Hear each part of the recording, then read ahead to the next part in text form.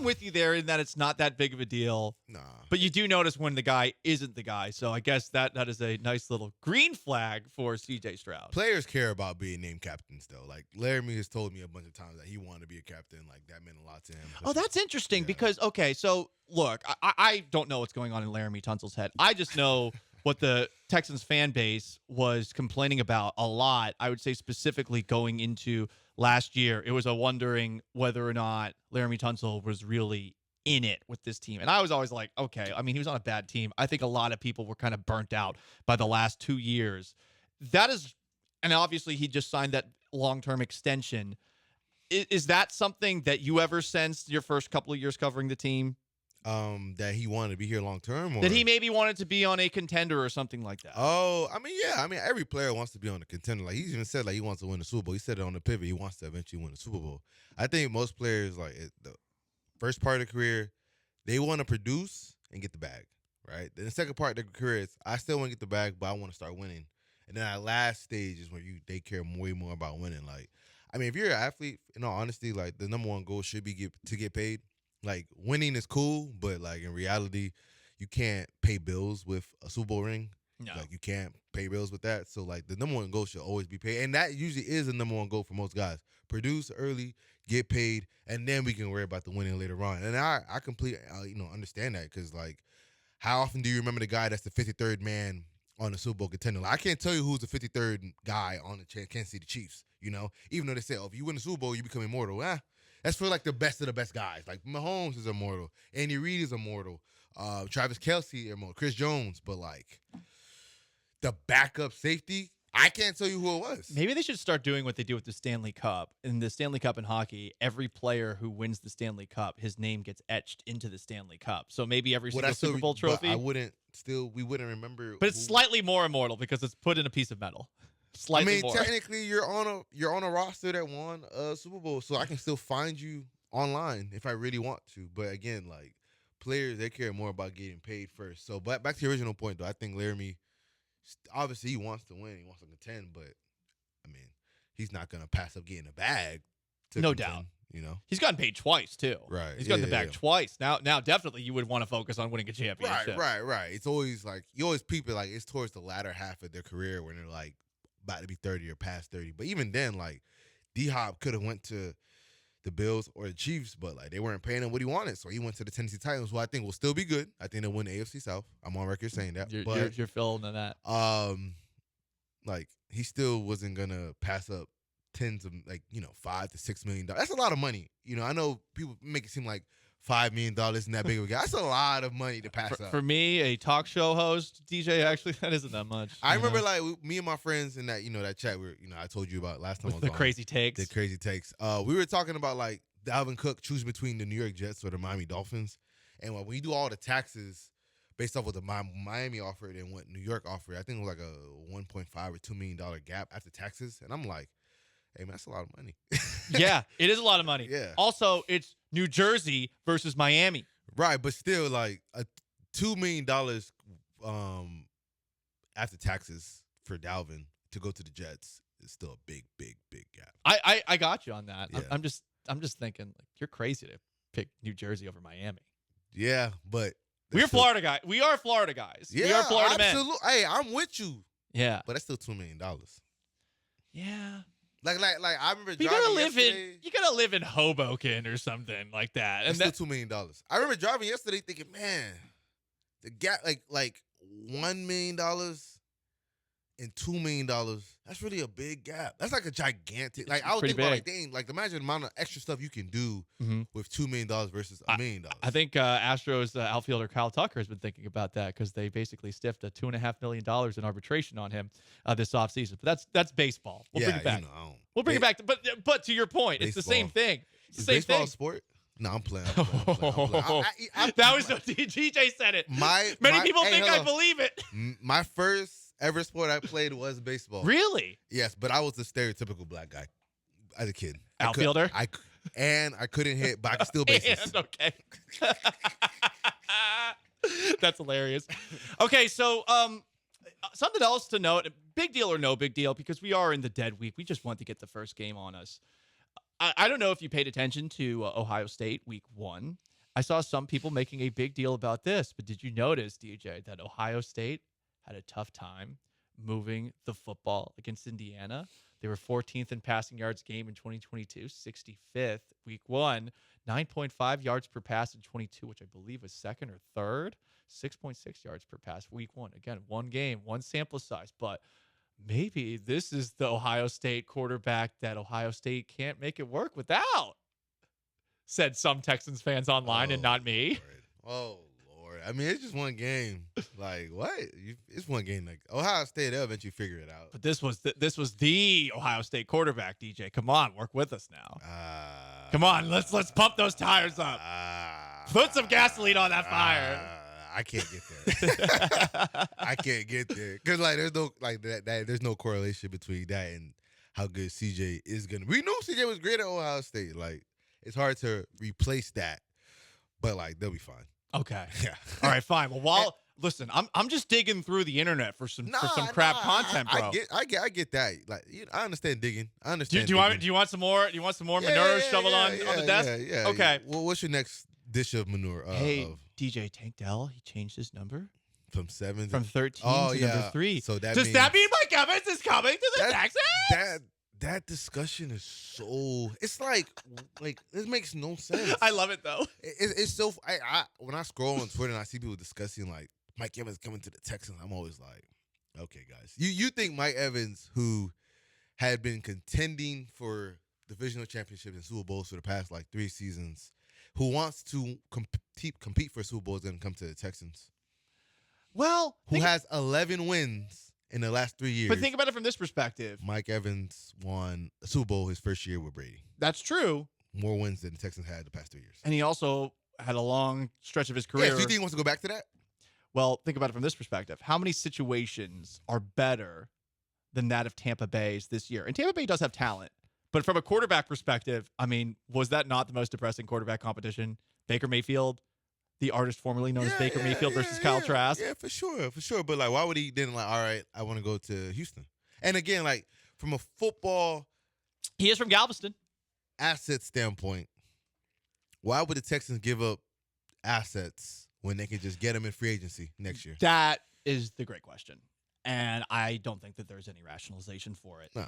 And I would also wonder about, like, okay, well, how much are you going to be willing to offer for a wide receiver who's going to turn, I think, 31 as the season begins, especially considering the fact that the New England Patriots, and you have to assume that Nick Caserio's track record in New England, even if he wasn't the one making all the decisions, that there's probably some things, philosophies that he brought from there to here. That team never paid a wide receiver. You know, they bring in Randy Moss, it's because they got him on a discount. It's Rob Gronkowski, but they're paying him like tight end money as opposed to wide receiver money. I don't think Nick could operate with that approach though. Mainly because he doesn't have the greatest quarterback to ever live on his roster. Like Bill could get away with that because he had Brady who could legitimately elevate the people around him until like the latter half of his career. Like 2019 was a prime example where he couldn't do that anymore. So like Nick should be smart to realize I don't have the greatest quarterback to ever live. Or at least, you know, a top 5 guy to ever live who could consistently do that. So I don't think his approach should be that. And the game has changed vastly. Like when Brady was at his peak, towards the end is when receivers became way more valuable. But throughout that long stretch of his career, like you could get away with, I don't use the word average, but above average receivers and be just fine. Obviously, when he got Randy, like that's when he took it to a whole nother level. But you didn't have to pay top of the market value at receiver to have a prolific passing attack. Now you do. Like everybody that has a prolific passing attack has a high paid weapon, whether it's the Kansas City Chiefs with Travis Kelce or Buffalo Bills with Stephon Diggs. Justin Jefferson is going to get paid $30+ million per year. The Dolphins with Tyreek Hill. Like if you want a very viable passing attack, you have to pay top dollar for those receivers. A lot of people that are frustrated with Nick Caserio thinking that he has perhaps bungled this Kenyon Green situation, specifically pointing to DJ, how in that press conference where they said, hey, we're focusing on 2024 for Kenyon Green, a day after both he and D'Amico Ryans had sort of hinted at like, hey, there's other stuff going on behind the scenes with Kenyon Green. He also said that in May, they knew that this was something that they were probably going to need surgery to perform surgery on. I guess what's your takeaway from this entire thing? I think a lot of people have been focusing on Nick and using this as a reason to be frustrated with Nick. I get the frustration. I'm not 100% sure, though, that the frustration is necessarily fair because it's a two-way street, right, when it comes Yeah. to surgeries with Yeah. players. Yep. Yeah. I mean, I think that's one of those incidents when people want to be upset about something and they don't know how to express it, so they just pick it at the most, I guess, favorable target. Because in reality, as you said, it's a two-way street. Like Kenyon Green has to want to agree to get the surgery, and if he felt that he could play through it, he probably thought, okay, that's something I could probably put off until the offseason, shaping up the things around my shoulder to when the season gets here, I should be okay. And it gave out in the last preseason game. I mean, he was fine. Yeah, it looked bad. Yeah, he was fine for the first few weeks. I mean, throughout all training camp and through the first two preseason games and through a whole half until like the last half, the last drive of the second half. So I get why people are frustrated because it's more of like a recurring theme where it's like Kenyon Green can't stay healthy, things of that nature. Now people are starting to dive into the bust discussion. The B word, yeah. You know, into the a bad draft pick and things of that nature. And obviously we still have to pump our brakes because it's only year one. And I don't think it's fair to put the bust label on a player who's only played 1 year. I get it. Yes, he's not going to play the majority of his second year. He's not actually going to play any of his second year. But again, like 2 years isn't enough of a sample size to label somebody a bust. Now, if somebody starts off great, cool, you can do that. Even if someone starts off really bad, you have to give guys every opportunity to show, especially when they're drafting in the first round, you do everything to try to make it work. Because, again, players develop at slower rates. We talked about on the last time I was on how offensive linemen, that's one of the toughest positions to transition from college to the NFL. Yeah. So that's why I have sympathy and I have empathy for Kenyon Green because he's in a tough position.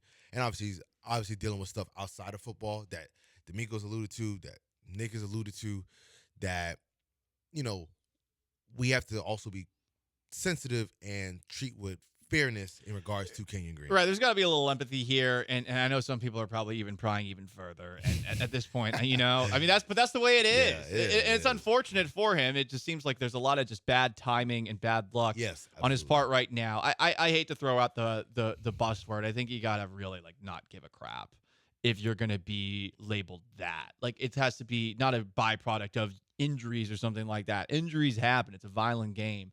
I think it has to be a byproduct of just a lack of care. I don't think that's been the case with Kenyon Green, but you do wonder now. And, yeah, of course. It's fair to wonder. And I think, DJ, a lot of people are now starting to – I think this is just a lot of people who are tired of Patriots South, and like Nick Caserio is the easy pinata as a target for. And I do get them. I'm not telling them that they're entirely wrong here, but – they're going to use Kenyon Green as an example. They might even start using John Mechie as an example, which is also, I think, a little bit over the top. Let's talk about some of the trades that have been made for using late-round draft picks that haven't worked out so much. And then, of course, you go back to the first year's draft class where, you know, there's no Roy Lopez anymore, and there's been a lot of changes and turnover. And I think all of that has led a lot of people to be tired of Nick Caserio, whether fair or unfair. That is the general sentiment. Yeah, I mean – it's fair to be tired of Nick. Like I can't act like a fan who's tired of Nick or is impatient with the results that they've seen. I can't act like they're tripping for feeling that way. Because again, like the product hasn't been what you would want. But this was the first offseason where he wasn't saddled with dead cap, had some draft, you know, some legitimate draft assets. Even though he had some last year, but he had more draft assets and more money to build on the draft class from 2022, even though there were some highs and some lows.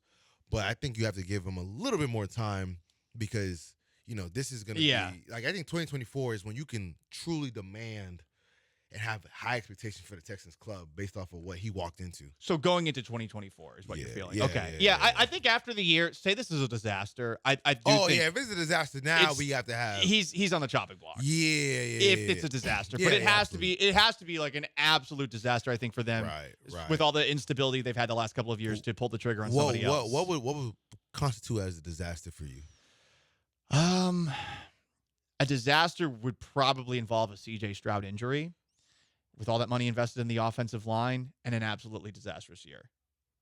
It would be more like, okay, not only did you fail to protect the guy, the rest of the roster isn't very good either, and you've put a lot of money into Titus Howard. We'll see if he's able to go week one. Shaq Mason. Did you need to sign Shaq Mason to that contract before he plays a snap for you?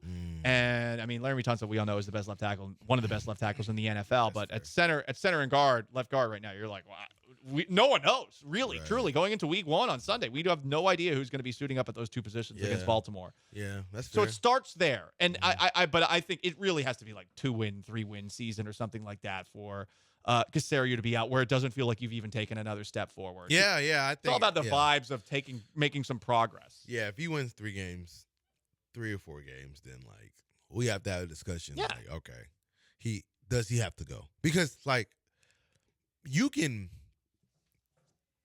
walk with your shoes untied in the NFL and trip your way to 4 wins. That is true. So if you in year 3 are still basically a 3 or 4 win team, what have you done? Yeah, because at the end of the day, it's I know it's a process driven business, as he said, and when he said like we don't control our record, it's a process driven league. But that means after 3 years, your process stinks. Yeah, like after 3 years, you have right now as a general manager, he's 7, 25, 26-1. Is that 25-1 or 7, 26-1? One of those two. If by year 3 you're at 11 wins, then it's like, like your process stinks. Week 1, stinky matchup for the Texans, Baltimore Ravens. You have Lamar Jackson and a new Todd Monken offense. He has, at the very least, better receivers than he's had in years past. We'll see what Odell Beckham Jr. can do, but everyone's raving about their rookie first-round pick, Zay Flowers from Boston College, the wide receiver. We know that Jadeveon Clowney's on that team now. We know that defense is pretty competent and that a John Harbaugh coach team is usually pretty well coached. I guess, where are you at when it comes to this game? Are you expecting a competitive Texans appearance in Baltimore, or is this going to be a long Sunday? So for me, it really comes down to, can the defense play up to their potential and slow down Lamar? For what it's worth, I think the DeMeco Ryan / Solitary has had success against Lamar, because even like the Jets last year, week 1, even though Lamar threw 3 touchdowns, he didn't go crazy with his legs, and they held him to 24 points. And then the year Lamar won MVP, the 49ers held Lamar in that offense to 17 points. They held him to under 110 yards passing. I think he went 14 for 23 for 105 yards, but he rushed for like 110. So they held him basically to under 250 yards of total offense. So like that, I guess that scheme or tree has not necessarily like the formula to stop Lamar, but they can limit him the best as you can based off of what, those 2 game sample size. Even though it's a small sample size, but D'Amico was also on that staff. But the issue is Lamar week 1, 2019 against the Miami Dolphins had 5 touchdowns against the Cincinnati Browns. The Cleveland Browns in 2020, he had 3 touchdowns. Then against Las Vegas in 2021, he only had 1 touchdown pass. But I believe in that game, he threw for 225 yards, and I believe he rushed for a lot. Yeah, he rushed for 86 yards. So he had over 300 yards of offense. And then I believe last year, again, he had 3 touchdowns passing. Did you feel like Greg Roman was holding back Lamar Jackson's development as a passer? Because I did. I don't think he held back his development as a passer. I think he held back the Ravens' passing attack, if that makes sense. I think Lamar, if you put him in a different type of offense, he could still attack down the field and pass the ball with efficiency, because Lamar's a good passer.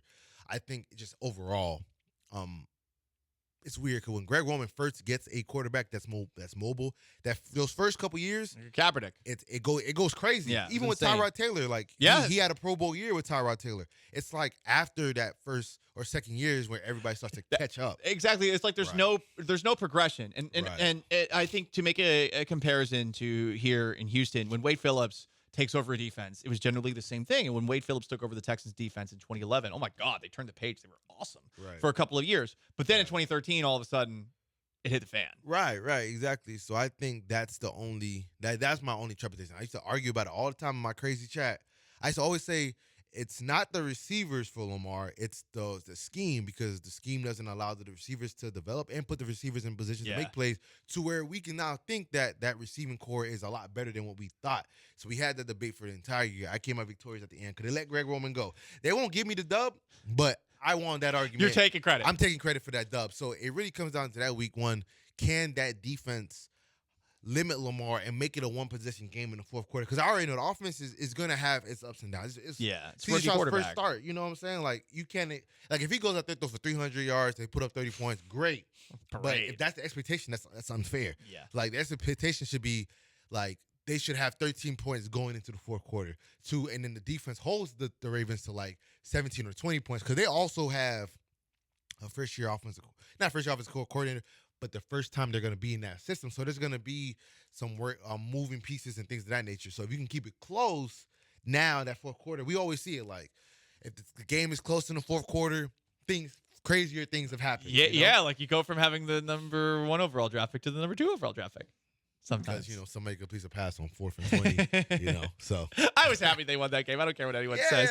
Yeah, it was fun to watch it and watch the meltdown on Twitter. Like, people were absolutely. They beat the Colts. F the Colts. God, you people. He is DJ Bianame. Check out his work at ESPN.